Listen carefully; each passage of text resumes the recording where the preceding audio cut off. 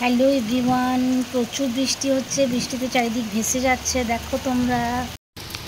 এবারে মনে হচ্ছে বন্যা হয়ে যাবে এখানে, এত বৃষ্টি হচ্ছে। আর দেখো বৃষ্টিতে ভিজে ভিজে ওই যে একজন মাথায় করে কি নিয়ে আসছে, কত কষ্ট মানুষের, তাই না? বৃষ্টিতে ভিজে ভিজেও মানুষকে কাজ করতে হয়, বাইরে যেতে হয়।